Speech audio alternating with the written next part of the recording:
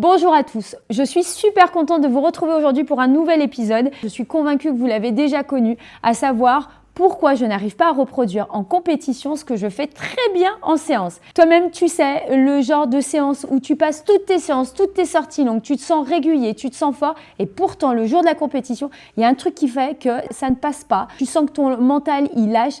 Et ben, on va essayer aujourd'hui de comprendre ce qui se passe au niveau de ton cerveau pour te donner les moyens de ne plus vivre ce genre de situation où tu ressors de ta compétition en étant frustré.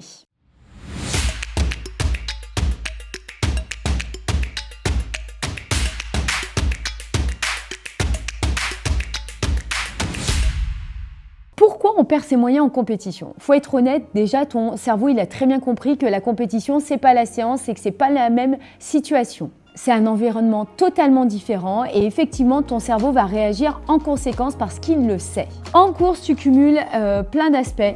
Le chrono, la pression des autres, le regard que tu te mets sur toi-même, le fait que tu te compares aux autres, l'environnement, l'enjeu émotionnel, tous ces éléments agissent sur ton état émotionnel quand tu es dans ta compétition. Et du coup, ton cerveau, qu'est-ce qu'il fait? Il bascule en mode hyper-surveillance et il va tout analyser dans le moindre détail. Donc il va tout faire, il va analyser, il va vérifier, il va être dans le contrôle. Et finalement, quand tu es dans l'hyper-contrôle, tu n'es plus dans ce que tu as l'habitude de faire. Parce que je suis convaincue que quand tu es en séance, tu n'es pas dans une situation où tu surveilles tout.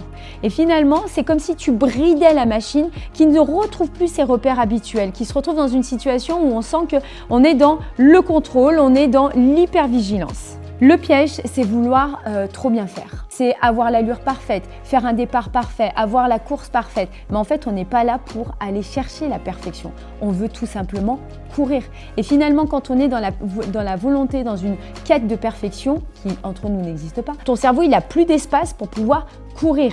Et du coup, en fait, on se retrouve dans une situation où il essaye de gérer tant bien que mal pour que rien ne lui échappe et finalement, c'est tout qui lui échappe. Et c'est pour ça qu'on se retrouve dans une situation où ça génère de la frustration, où on a le sentiment que tout passe bien en séance et que le jour de la compétition, il y a un truc qui passe plus. Généralement, en fait, le véritable problème, c'est que tu changes une pièce du puzzle. Il y a un truc que tu vas faire différemment, genre ton petit-déj, tu vas le faire différemment. Ta gestion de course va être différente. Tu vas être trop sur ta montre. Tu vas beaucoup trop regarder comment les autres courent, etc.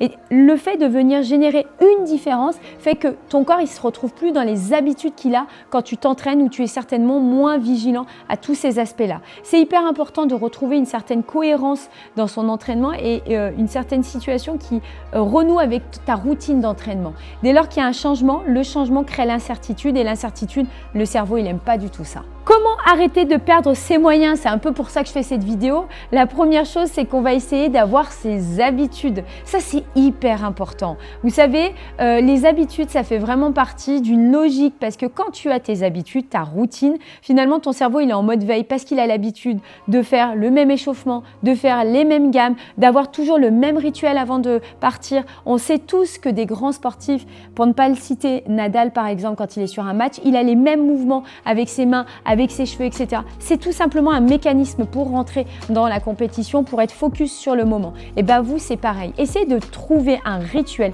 qui vous correspond, sur lequel vous allez travailler, qui vous permettra le jour de la compétition de faire une transition pour venir vous mettre dans votre compétition sans venir générer de stress supplémentaire. Le deuxième élément, c'est de revenir dans le présent.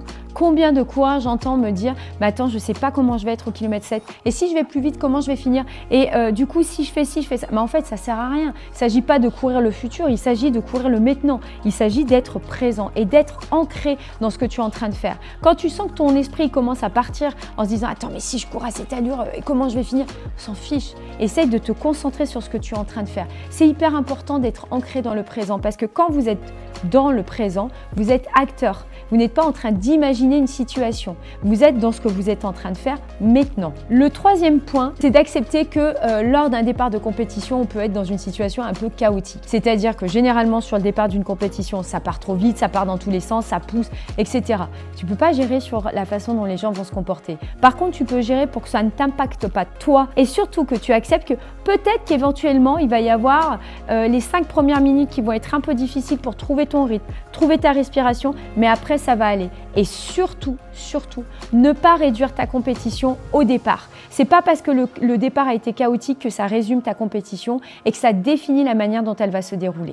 Ce que tu dois vraiment retenir, c'est qu'en compétition, ton cerveau, il cherche pas à te mettre en difficulté, il cherche tout simplement à te protéger. Ton job, c'est tout simplement de simplifier, de le rassurer et de créer des routines qui lui permettent d'être dans une situation où il a l'habitude de réaliser les mêmes mouvements, le même échauffement, etc., qui le rassurent. Si cet épisode te parle, si tu te reconnais dans ce fonctionnement, n'hésite pas à me dire en commentaire comment tu as fait pour ne plus revivre ces situations. Si toi aussi tu as envie d'en apprendre davantage sur l'approche mentale, sur le coaching mental, n'oublie pas de t'abonner. On se retrouve très rapidement pour le prochain épisode.